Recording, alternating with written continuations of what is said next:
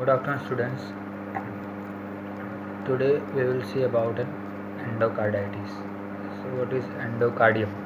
Endocarditis is basically any kind of inflammation is caused to the endocardium. So, endocardium is basically inner layer of the heart. If you see the wall of the heart, it has been having three types: endocardium, myocardium, and ectocardium. So, endocardium is an inner layer which is forming the inner wall of the heart, and certain amount of valves and which is produced by the inner layer of the heart, which is considered as the part of a endocardium. So any inflammation according to this part will consider as the endocarditis. So most common classifications of endocarditis are depend on a severity. Either it can be acute, chronic, subacute, and chronic. And other one will be the infective endocarditis, that will be by any kind of organism. It can be a bacteria, most commonly the streptococcus, or any other kind of other microbacteriums, and viral and fungal can cause the endocardium as an inflamed.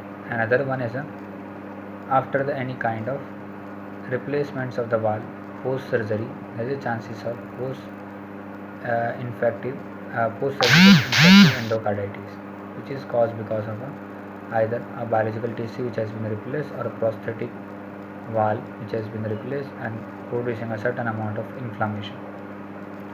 So, what are the risk factors for this developing the endocarditis? Number one, presence of the prosthetic materials, that will be at high risk. Other one will be as a previous complications of any surgery, or all kind of nearby infection to the lung as well as the cardiac, which can cause the inflammation to the endocardium. Along with that, all kind of injuries to the valve, either it is a congenital, acquired, or surgical, any kind of injury to these valves producing the certain amount of endocarditis. Now more chances are there for the prosthetic ones and pre-existing disease. Very rarely it is happening with there are 10% of chances that nosocomial infection cause the certain amount of endocarditis. So main organism is streptococci, other one is enterococci, number 3 will be staphylococci, number 4 will be gram negative organisms, E. coli, Pseudomonas aeruginosa, and gonorrhea. Others fungi, Candidiasis, Candid, aspergillosis. These are the fungal infection which can also produce a certain amount of endocarditis. Now we will see the pathogenesis. So pathogenesis is there is depositions of platelets and fibrils over the non-bacterial thrombotic vegetation, that is NBTE, around the structures of the valves and inner wall of the this endocardium, and ultimately producing more fibrin, and because of that there will be a certain amount of more vegetation to that particular area, and this vegetation is restricting all kind of supply through the or passage through the blood which is passing through the different chambers of the heart to the other chambers via these valves, and this ultimately restricting or reducing the diameter and producing stenosis of that, and ultimately leads to the endocarditis, leads into the stenosis of the different valve. Most common valve is aortic valve, other one is mitral valve, then lastly it is affecting the tricuspid valve.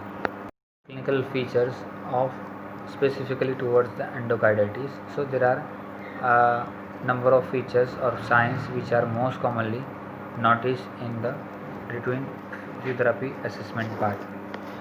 If you see the symptoms, there will be a patient having a fever most of the time. Very rarely it will be a non-pyretic, anorexia, certain history of weight loss, night sweats, malaise, certain amount of heart murmur, and patches over the skin, abdomen, and oral mucosa, sometime on conjunctivita also. Other than that, there are 5 typical symptoms, signs which we observe during our assessment process. Number 1, that will be the Janeway lesions.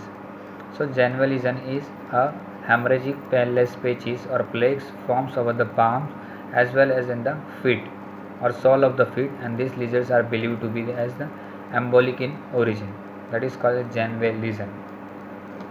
Number 2 will be the splinter hemorrhage.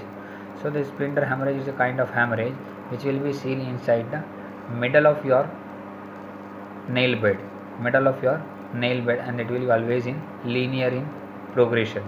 So that will be also a considered sign we will observe during the our assessment protocols. Third one will be the Osler's knots.